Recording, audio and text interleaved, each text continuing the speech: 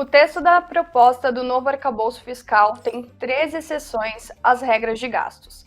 Mas quais são elas e quais os impactos dessas exceções? Este é o tema da pílula de hoje.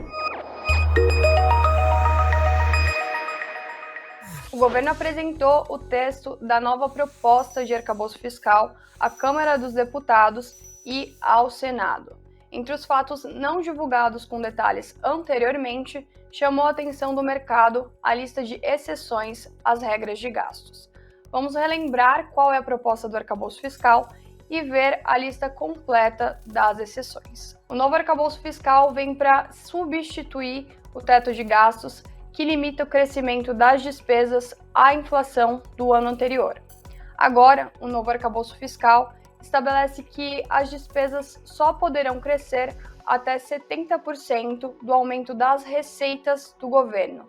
Isso se a meta de resultado primário for cumprida. Se não for, cai para 50%.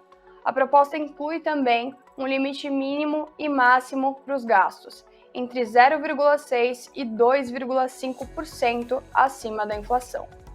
Este é um resumão geral da proposta, mas para você saber tudo no detalhe, eu recomendo a leitura de uma matéria completa no site do Invest News e assistir um vídeo que fizemos sobre isso aqui no canal. Mas voltando, vamos comentar então sobre as tão faladas exceções às regras de gastos. Como eu disse lá no começo, o texto apresentado ao Congresso e ao Senado aponta 13 exceções. Aqui tem um detalhe importante sobre esse número.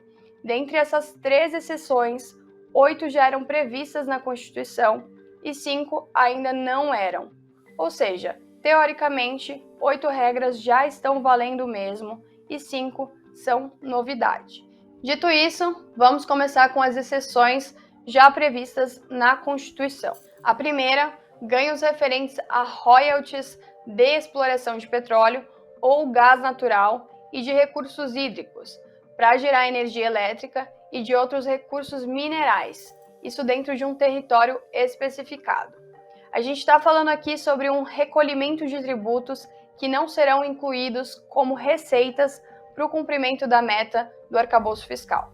Ou seja, dinheiro que o governo ganha, mas não entra no cálculo do arcabouço. Ainda nessa exceção, temos as arrecadações de tributos do Simples Nacional e as posteriores distribuições aos estados, Distrito Federal e municípios. Tem também as receitas das repartições tributárias de valores de impostos arrecadados e divididos por diversas esferas, como Estado, Distrito Federal e municípios. Isso vale também para os fundos de arrecadação. E por último, temos a repartição das cotas estaduais e municipais arrecadadas da contribuição social do salário educação com estados, Distrito Federal e municípios. A segunda exceção se concentra nos gastos com educação, mais especificamente dinheiro para manutenção e desenvolvimento da educação básica, além do salário de trabalhadores da educação por meio da complementação da União. Número 3, a terceira regra se refere à abertura de crédito extraordinário para atender a despesas imprevisíveis e urgentes, como decorrentes da guerra, comoção interna ou calamidade pública. A quarta exceção é sobre o piso salarial para trabalhadores de enfermagem.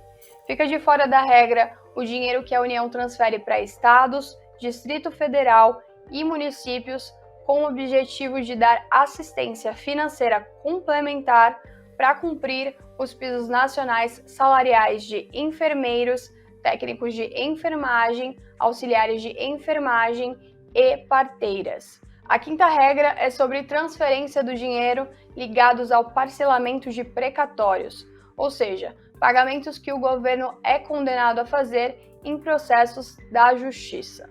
A sexta exceção é outra sobre educação. Ela deixa de fora da regra o dinheiro que a União manda para estados e municípios custearem o Fundef, o Fundo de Manutenção e Desenvolvimento do Ensino Fundamental e de Valorização do Magistério.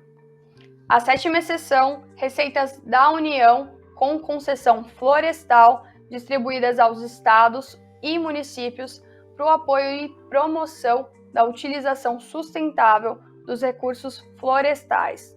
Também fica de fora o dinheiro que a União ganha com alienação de imóveis e que é destinado para os municípios ou Distrito Federal onde estão localizados.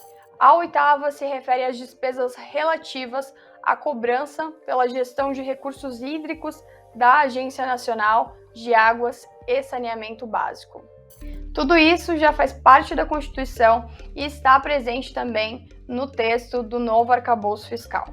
Agora, vamos para as exceções que surgiram a partir da criação do novo documento, ou seja, a partir daqui são novidades que o governo quer implementar. A primeira, gastos adicionais com projetos socioambientais ou relativos às mudanças climáticas, custeadas com recursos de doações, e as despesas com projetos custeados com dinheiro vindo de acordos judiciais ou extrajudiciais firmados em decorrência de desastres ambientais. A segunda, despesas das universidades públicas federais, das empresas públicas da União, prestadoras de serviços para hospitais universitários federais e das instituições federais de educação, ciência e tecnologia vinculadas ao MEC e demais instituições científicas, tecnológicas e de inovação custeadas com receitas próprias, de doações ou de convênios, contratos ou outras fontes celebrados com os demais entes federativos ou entidades privadas. A terceira, despesas custeadas com recursos originários de transferências de entes federativos para a União destinados à execução direta de obras e serviços de engenharia. A quarta, despesas não recorrentes da Justiça Eleitoral com a realização de eleições. E a quinta, despesas com aumento de capital de empresas estatais não financeiras e não dependentes de recursos do Tesouro Nacional. Uma eventual capitalização do BNDES, por exemplo, seria contabilizada. Então, essas são as 13 seções de regras de gastos que o governo quer estabelecer. E qual foi a repercussão após a divulgação do texto? No mesmo dia em que o texto do arcabouço fiscal foi enviado ao Congresso e Senado, o ministro da Fazenda, Fernando Haddad, reforçou que a maioria das exceções previstas para os limites de gastos do governo já estão estabelecidas na Constituição. Em conversa com jornalistas, Haddad disse o seguinte, abre aspas, elas estão na Constituição. A única coisa que nós fizemos foi reproduzir no texto do arcabouço aquilo que já está na Constituição e que não pode ser alterado por lei complementar nem por lei ordinária, fecha aspas. Priscila César, professor de Economia da FAAP, das 13 sessões previstas, realmente a maioria é constitucional, então não muda muito o que existe hoje. Não tem muitas novidades. Gastos como esses já estavam previstos. Mas, segundo ele, pensando nas exceções não previstas, há espaço para que o governo drible de forma muito significativa a regra geral de gasto, o que pode acabar gerando preocupações. Para saber a opinião de mais agentes do mercado, tem uma matéria sobre o assunto no site do Invest News. Agora, nos resta aguardar a aprovação ou ajustes do projeto nos próximos dias. Por hoje é só, pessoal. Até a próxima!